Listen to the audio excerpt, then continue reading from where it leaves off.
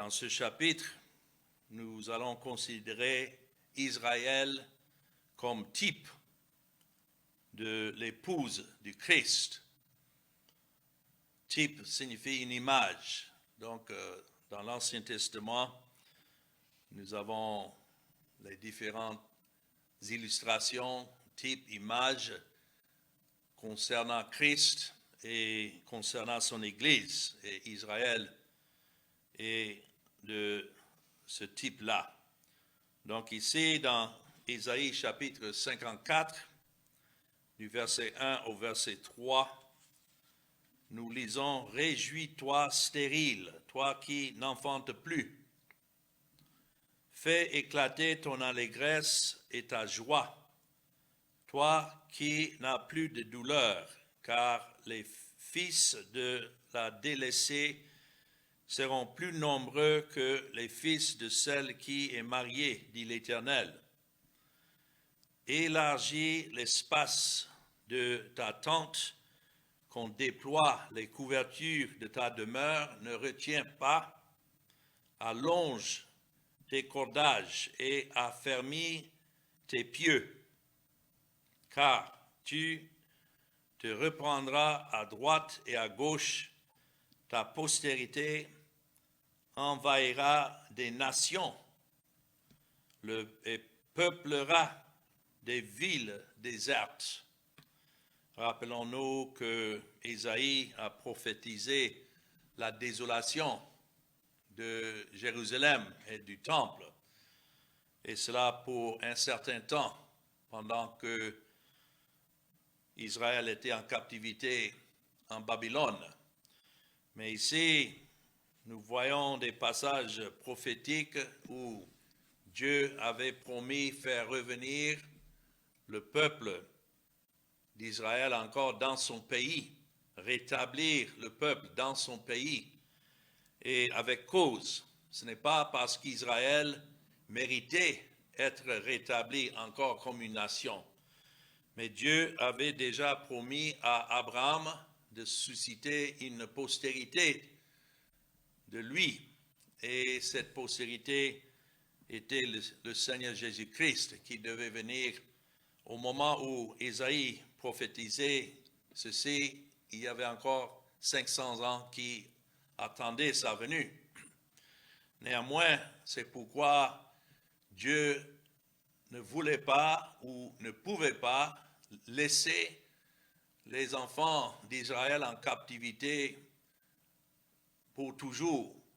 Il a promis à Abraham non seulement une postérité, mais un pays. Et ces pays, c'était là où Dieu allait les rétablir de nouveau jusqu'à ce que le Messie vienne. Et une fois que Christ est venu, il n'y avait plus besoin alors d'Israël ou d'autres promesses de Dieu, parce que toutes les promesses de Dieu regardaient vers lui et la venue du Fils. Donc ici, dans ces 3 premiers versets, c'est comme un cantique où le Seigneur parle à Israël comme à une épouse, c'est-à-dire quelqu'un que l'Éternel avait pris pour femme, et lui étant le fidèle mari à sa femme, il ne pouvait pas abandonner cette femme. C'est pourquoi, du verset 1 à 3, nous lisons comment Israël devait être restauré soit comme une femme stérile, mais qui devait alors enfanter de nombreux enfants. Nous savons qu'il y a des sociétés où si la femme ne peut pas enfanter des enfants, donc le mari la met à la porte, si la femme surtout est stérile.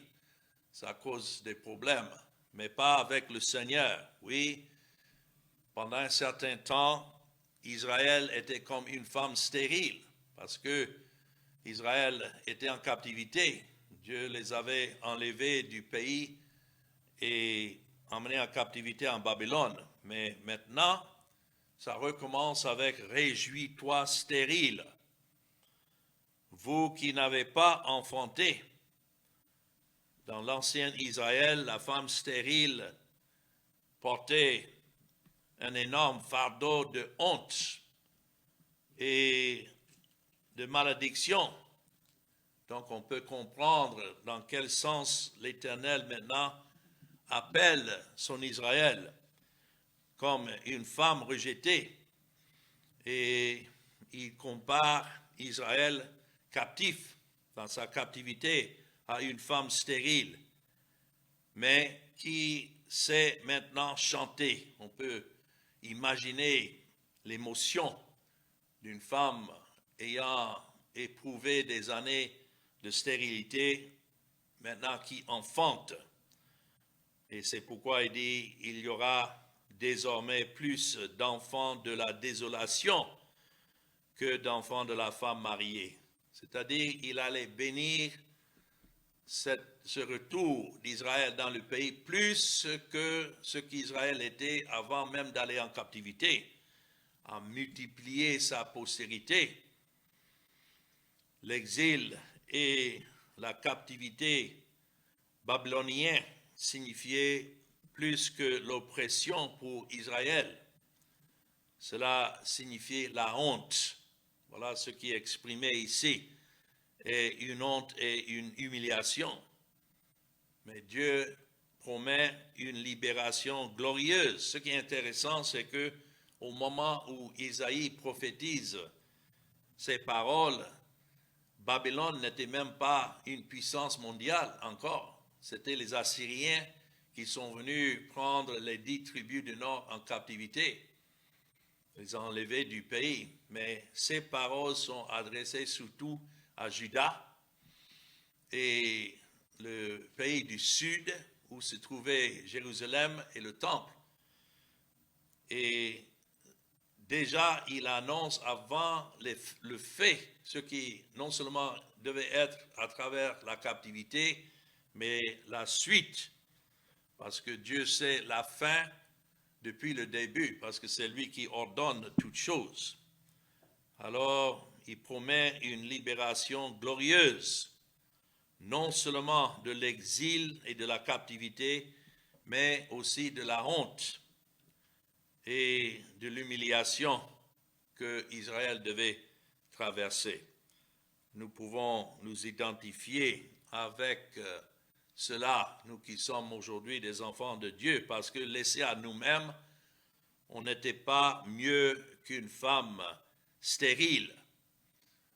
Nous sommes morts dans nos péchés et il fallait que Christ vienne et qu'il paye notre dette et puis par son esprit nous appelle de la mort à la vie.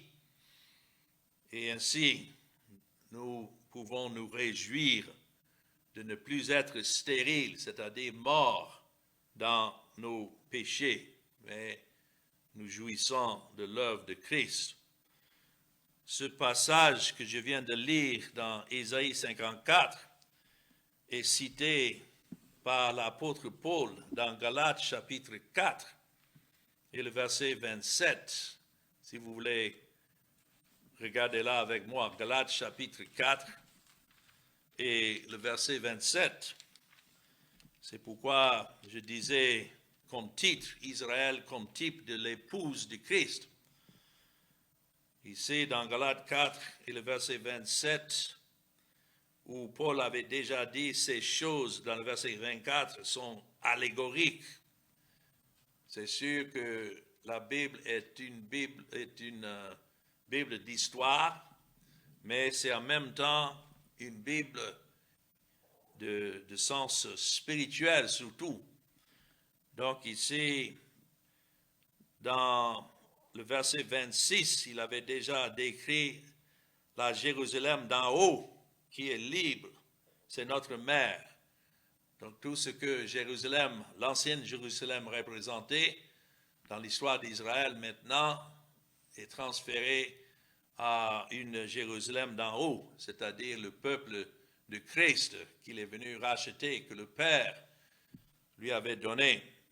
Et c'est pourquoi il cite maintenant le passage que je viens de lire en Ésaïe, car il est écrit « Réjouis-toi stérile toi qui n'enfantes point, éclate et pousse des cris, toi qui n'as pas éprouvé les douleurs de l'enfantement, car les enfants de la délaissée seront plus nombreux que les enfants de celles qui étaient mariées. Celles qui étaient mariées représentent ce qu'Israël était avant d'aller en captivité et que maintenant, ayant été délaissés pour un temps, les enfants que Dieu allait produire de cette postérité restaurée seront plus nombreux. Nous allons voir d'ici peu de quoi il parle. Je crois ici, nous avons en référence la naissance miraculeuse de ceux qui sont sous la nouvelle alliance. L'ancienne alliance est représentée par la femme mariée. C'est ce que Israël était sous la loi. Mais lorsque ce mari-là est mort, maintenant, la femme est mariée à un autre. Paul parle de ça dans Romains chapitre 7. Et n'est plus sous la tutelle de cet ancien mari, parce que c'est écrit qui était marié. Donc il y a eu une rupture avec Israël ancienne et maintenant c'est Israël spirituel, ce peuple représenté dans la nouvelle alliance de Christ. Et ceux-là seront plus nombreux que les enfants de l'ancienne alliance. Peut-être vous dites, mais comment? Voilà la réponse. Ici, dans le verset 2, lorsque c'est écrit « élargit l'espace de la tente », donc quelle que soit la tente qu'Israël ancien avait sous l'ancienne alliance, maintenant on aura besoin de plus de place dans la tente. La tente était la demeure du peuple. Et qu'on déploie les couvertures de ta demeure, ne retiens pas. Pourquoi agrandir l'espace de la tente? C'est parce que cette tente, maintenant, devait comprendre plus que simplement les Juifs. Dans l'Ancienne Alliance, c'était une alliance que Dieu a faite avec les Juifs. Mais maintenant, de la manière que nous lisons, dans la Nouvelle Alliance, le peuple de Christ, ou bien l'épouse dont Dieu parle ici, devait être élargi au-delà d'Israël naturel pour inclure les pécheurs de chaque tribu, de chaque nation et de chaque langue que Jésus-Christ est venu racheter et justifier devant Dieu. Dans le livre d'Amos, si vous voulez regarder là, parce qu'Amos a vécu pendant cette période, mais il a prononcé un temps où effectivement la tente d'Israël devait être élargie. Et ici dans Amos chapitre 9 et le verset 11 à 15, c'est pourquoi c'est bien de comparer les Écritures avec les Écritures. Ici, je crois, ce passage explique ce qu'Ésaïe a prononcé. C'est écrit dans le verset 11 de Amos 9. En ce temps-là, je relèverai de sa chute la maison de David. J'en réparerai les brèches, j'en redresserai les ruines et je la rebâtirai comme elle était autrefois, afin qu'il possède le reste des dômes et quoi? Et toutes les nations sur lesquelles mon nom a été invoqué, dit l'Éternel, qui accomplira ces choses. Donc, ici, dans Amos, il est en train d'annoncer la même chose que Ésaïe annonçait. Et c'est évident parce que c'est toujours par le témoignage de 2 ou 3 témoins que chaque vérité doit être établie. Mais maintenant, quand nous avançons dans le livre des Actes des Apôtres, lorsque les gens critiquaient l'apôtre Paul, que Dieu a suscité pour être un apôtre, un messager pour les païens, cela veut dire ceux qui n'étaient pas des Juifs, lui, cette réponse a été donnée comme raison pour laquelle il se déplaçait pour prêcher en dehors d'Israël à d'autres nations. Dans Acte 15 et le verset 16, lorsqu'il y avait cette conférence à Jérusalem pour discuter le nombre de païens qui se convertissaient à Christ et qui entraient dans l'Église, ça a été cité selon ce qui est écrit dans Amos 9, verset 15, et avec cela s'accordent les paroles des prophètes selon qu'il est écrit, après cela je reviendrai et je relèverai de sa chute la tente de David, j'en réparerai les ruines et je la redresserai. Notons, afin que le reste des hommes cherche le Seigneur, ainsi que toutes les nations sur lesquelles mon nom est invoqué, dit le Seigneur, qui fait ces choses et à qui elles sont connues de toute éternité. Et ça continue pour décrire pourquoi les païens comme les Juifs devaient faire partie de cet Israël dans la nouvelle alliance. Alors, ici dans notre texte, l'image de la tente élargie est une image de Christ et son Église élargie au-delà d'Israël naturel, comme Joël ou bien Amos l'a dit dans sa prophétie. Après ça, c'est-à-dire au jour du Messie, il dit « Je reviendrai ». Cette parole peut être prise des deux voies. Cela signifie le retour de Dieu envers les païens, les gentils, dont ils étaient éloignés, mais aussi, ça pouvait aussi, quand il dit « je reviendrai », il devait revenir pour rappeler à lui-même le reste ou bien la postérité qui avait été abandonnée. Mais le tabernacle dont il parle, décrit ici comme une tente dans le verset 2 d'Ésaïe 54, ça c'était la demeure, c'était exprimé par un tabernacle, comme souvent dans l'Écriture, et c'est parce qu'autrefois, ils n'habitaient que dans des tabernacles, dans les tentes. Et ici, ça représente le trône de David, qui était lui-même un type de Christ, dont le royaume était sur tous.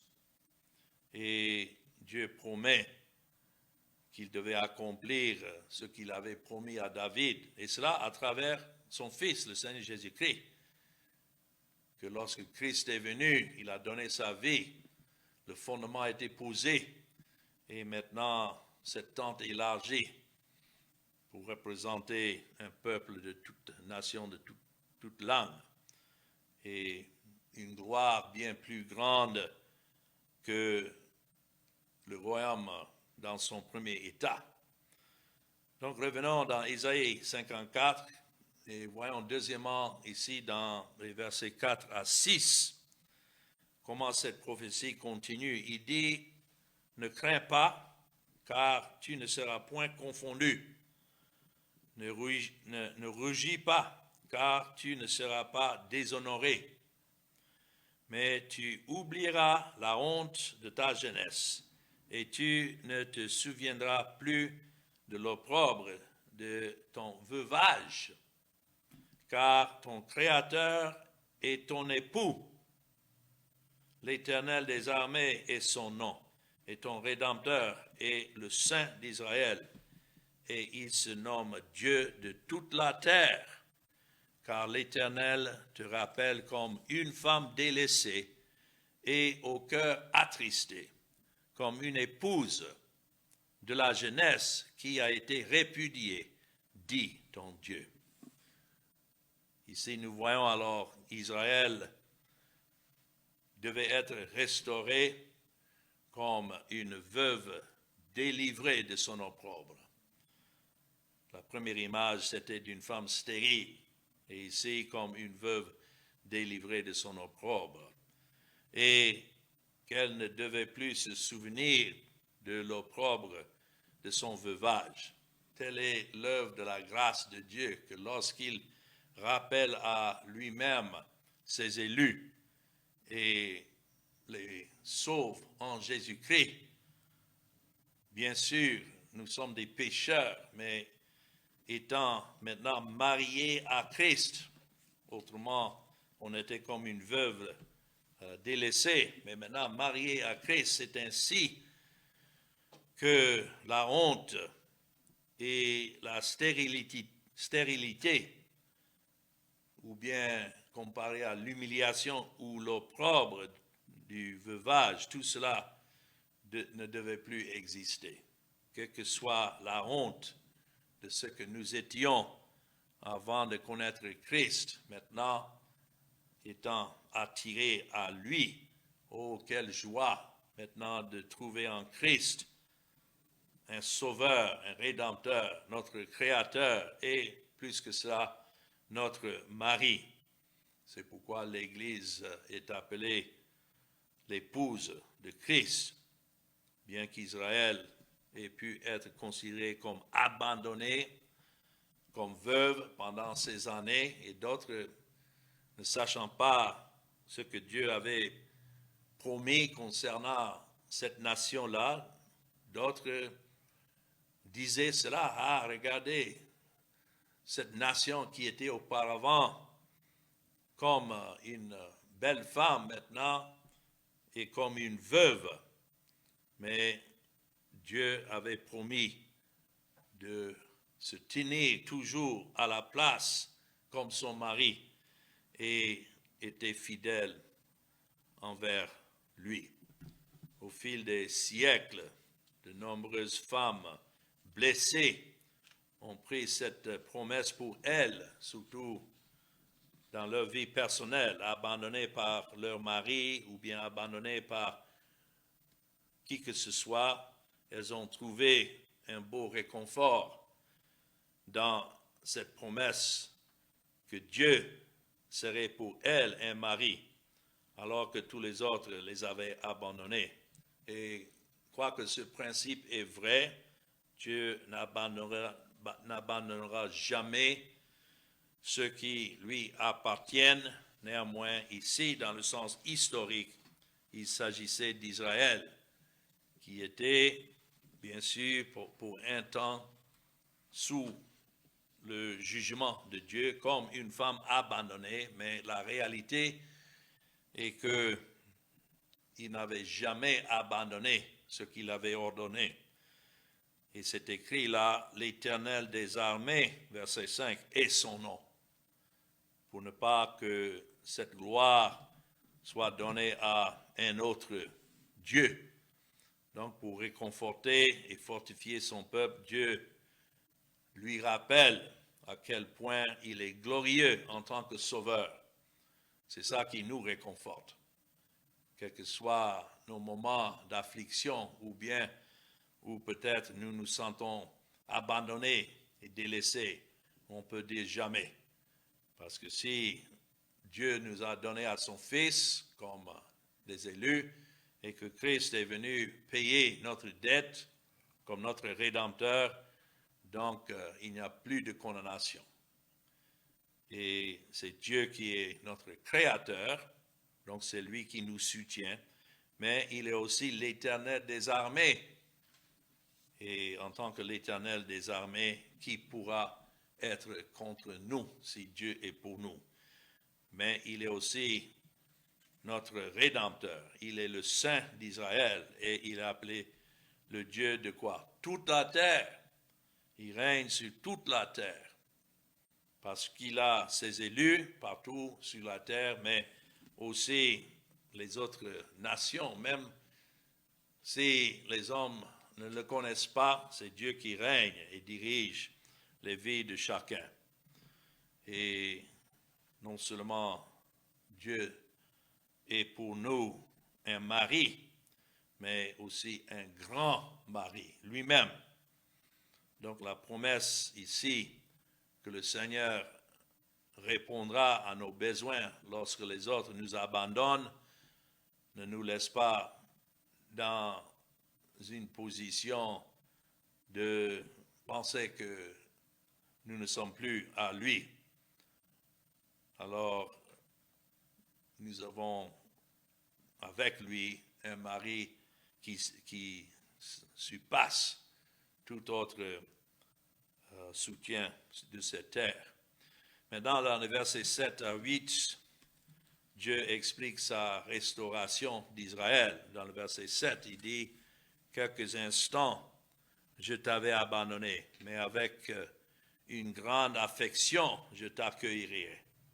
Dans un instant de colère, je t'avais un moment dérobé ma face, mais avec un amour éternel, j'aurai compassion de toi, dit ton Rédempteur, l'Éternel. » Pour un instant, il dit, je vous ai abandonné. Dieu n'avait pas réellement abandonné Israël, mais il a reconnu que ceux-là se sentaient abandonnés par lui, comme dans des moments où il nous afflige, il nous châtie. Ceux que Dieu aime, il châtie, et on peut peut-être se sentir délaissé, abandonné, mais jamais. Dieu a dit pendant un instant, mais il a dit, je t'ai promis de sentir que je t'ai abandonné. Pour un instant, c'est comme un châtiment. Mais, il dit, avec une grande miséricorde, je vous rassemblerai. C'est ce qu'il a dit là, avec une grande affection. Ce mot affection signifie miséricorde. Il est le Dieu miséricordieux envers les misérables. Et quel que soit le temps ou l'époque, nous savons que Dieu ne peut jamais oublier ou abandonner ceux qu'il a élus et pour qui le Seigneur Jésus-Christ est venu dans le monde. Et il a dit, je t'ai caché mon visage pendant un moment. C'est toujours simplement pour un moment, mais avec une bonté éternelle. Il dit, j'aurai pitié de toi. Donc ici, le contraste est entre le moment où l'on se sent abandonné et la nature éternelle de la bonté que Dieu exerce pour préserver son peuple. Lorsque nous nous sentons éprouvés et abandonnés, nous devons reconnaître que ce n'est que pour un moment, un instant, mais que la bénédiction éternelle est toujours là, parce que Dieu ne peut jamais abandonner ceux qu'il a déterminés, sauvés par sa grâce. C'est ici une illustration de la patience de Dieu, même envers ceux de l'Ancien Testament qui étaient des élus, mais que Christ n'était pas encore venu. C'est Dieu dans sa patience qui veillait sur eux, chacun, en attendant le jour où Christ devait venir et payer leurs dettes. Et c'est au moment où il a payé leurs dettes que son visage n'était plus caché, parce que la dette étant payée, il ne restait que pour Dieu maintenant de justifier ceux pour qui Christ est venu. Dans Romains chapitre 3, c'est de ça que Paul écrit aux Romains pour les rassurer, surtout en ce qui concerne ceux de l'Ancien Testament. Romains chapitre 3 et dans le verset 23, c'est écrit, Romains 3, verset 23, « Car tous ont péché et sont privés de la gloire de Dieu, et ils sont gratuitement justifiés par sa grâce. » Donc, verset 23 explique l'état délaissé comme la femme veuve, privée de la gloire de Dieu. Mais verset 24 décrit la grâce de Dieu. Ils sont gratuitement justifiés par sa grâce, par le moyen de la rédemption qui est en Jésus-Christ. Donc, quoique le temps passait et qu'il semblait qu'il n'y avait pas de sauveur qui allait venir pendant un certain temps, dans un instant de colère, il dit, je t'avais un moment dérobé ma face, mais avec un amour éternel. À quoi il regardait? Il regardait à cette œuvre de Christ. Décrit ici, verset 25, c'est lui que Dieu a destiné par son sang à être pour ceux qui croiraient victime propitiatoire, afin de montrer sa justice, notons, parce qu'il avait laissé impunis les péchés commis auparavant. Pendant un certain temps, ces péchés étaient couverts par les sacrifices des animaux, mais ces sacrifices ne pouvaient pas satisfaire à la justice de Dieu. Donc, rester impunis, verset 25, les péchés commis auparavant au temps de sa patience, afin, dis-je, de montrer sa justice dans le temps présent. Et je crois que c'est de ça qu'il parle lorsqu'il dit, dans un instant, je t'avais un moment dérobé ma face, mais avec un amour éternel, j'aurai compassion de toi, dit ton Rédempteur l'Éternel. À quel moment il parlait? Il parlait de l'œuvre de Christ. Et verset 26 nous dit de montrer sa justice dans le temps présent, de manière à être juste tout en justifiant celui qui a la foi en Jésus. C'était nécessaire pour un temps que Dieu cache sa face, mais maintenant que Christ est venu, il a payé la dette, donc il n'y a plus de condamnation. Quel confort! Et c'est ça, dans les versets 9 et 10, nous lisons.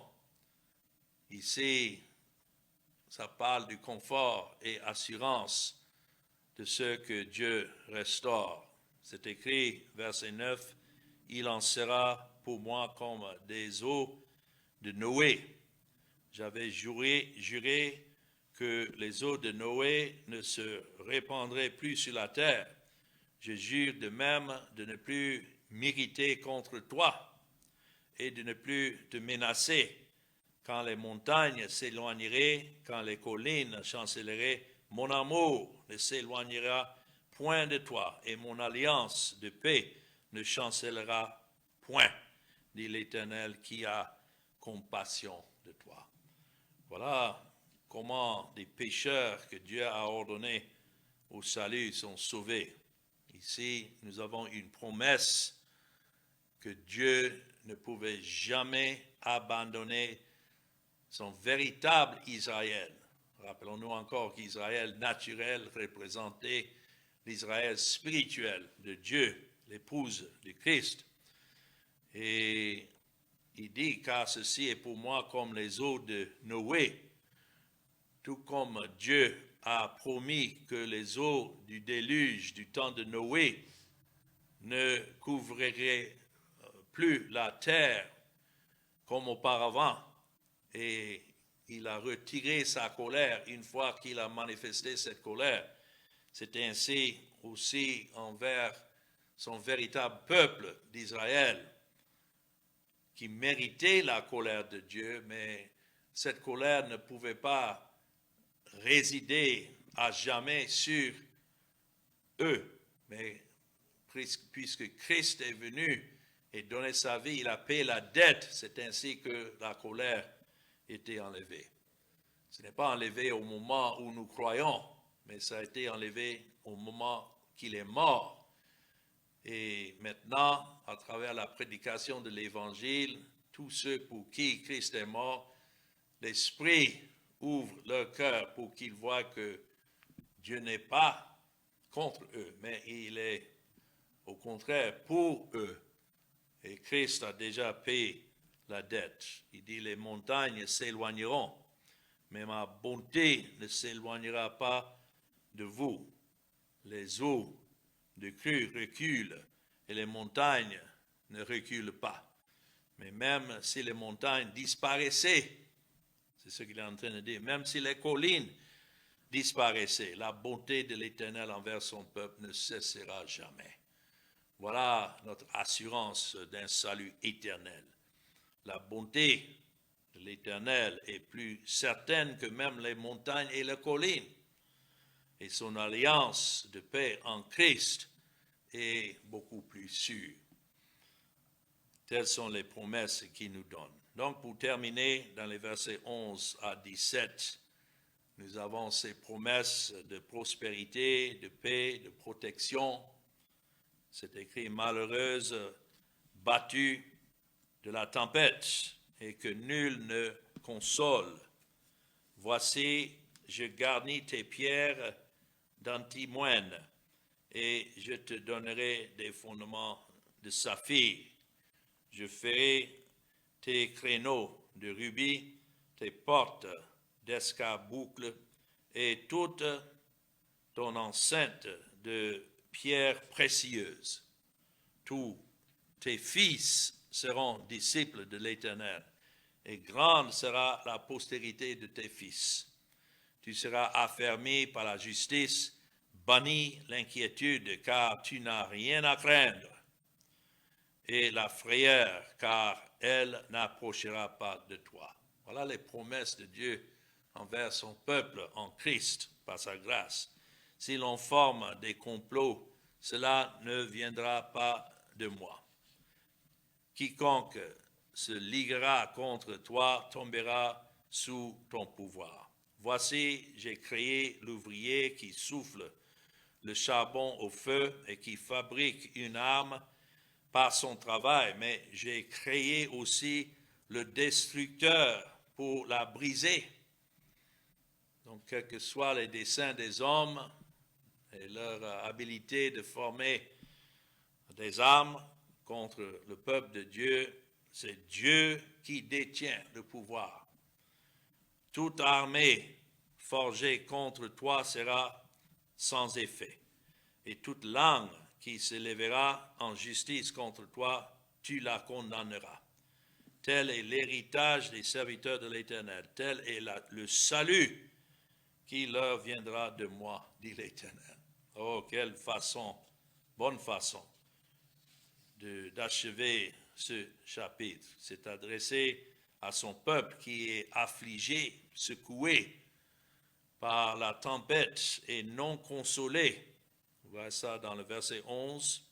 Malheureuse, tel est notre état en Adam et dans notre péché. Mais néanmoins, Dieu se soucie de ceux qu'il a élus. Affligé de cette manière, il se soucie de celui qui est secoué par la tempête. Et oh, combien nous sommes secoués dans nos vies par notre état de péché et les preuves auxquelles nous faisons face. Il se soucie de celui qui n'est pas consolé. Où est-ce que nous allons trouver notre consolation? Quand quelqu'un se trouve dans un tel état, affligé, secoué et non réconforté, il est facile peut-être de croire que Dieu s'en fiche, mais il le fait et il donne de précieuses promesses ici à ceux qui lui appartiennent pour donner de la force. Quand il dit, voici, je poserai les pierres, comme il dit dans le verset 12, des pierres précieuses, colorées, des saphirs, rubis, cristal, Dieu prodiguera des richesses. Chacune de ces pierres représente les bénédictions spirituelles en Jésus-Christ qui sont en nous. Et donc, quand quelqu'un se sent affligé, secoué et non réconforté, peut-être qu'il se sent pauvre, appauvri, mais en Christ, nous avons toute richesse spirituelle. Voilà ce qui est représenté. Tous nos enfants seront instruits par l'Éternel, et grande sera la paix de nos enfants, de nos nos postérités. Il s'agit là, tous tes fils seront disciples. Tous les fils qui sont nommés dans la grâce de Dieu, élus de Dieu, seront grands. Et grande sera leur postérité. On ne peut pas avoir de plus grande prospérité que ce que nous avons en Jésus-Christ, qui est notre justification, qui est notre sanctification, qui est notre rédemption. Et c'est dans la justice, il dit que son peuple serait établi. Verset 14, tu seras affermi par la justice. C'est pourquoi le salut est sûr, parce que ça a été accompli d'une manière juste. Dieu n'a pas simplement regardé ailleurs pour sauver son peuple, non. Ça exigeait la justice de Dieu, que la justice de Dieu soit satisfaite, et cela par la mort de Christ. Dieu ne pouvait pas sauver d'une autre manière qu'à travers sa justice. Et c'est pourquoi aucune armée formée contre nous ne peut prospérer. Dieu est souverain. Et celui qui a créé le forgeron, il a aussi créé le destructeur pour détruire. Et il a également le pouvoir de protéger. C'est pourquoi nous ne devons pas craindre les ennemis, que ce soit le monde, le diable, ou bien même notre propre chair qui se lève contre nous. Si Dieu est pour nous, c'est ce que Paul a dit, qui sera contre nous? Alors, quelle belle promesse nous avons ici pour ceux qui sont ses élus, qui sont de ses héritages, comme c'est écrit dans le verset 17, tel est l'héritage des serviteurs de l'Éternel. C'est ce qu'il fait de nous, les serviteurs de l'Éternel. Nous servons l'Éternel à cause de sa grâce envers nous. Et nous sommes l'héritage de Christ pour qui il est mort. Et c'est pourquoi il aura comme héritage chacun pour qui il a payé la dette. Alors, lorsque quelqu'un comprend la justice de Dieu et comment cela a été accompli déjà en Jésus-Christ, ça nous met à l'aise, n'est-ce pas? Et ça nous rappelle que c'est non seulement Dieu qui est notre créateur, notre sauveur, mais aussi notre protecteur. Alors que le Seigneur bénisse ce message que nous venons d'entendre ensemble. Amen.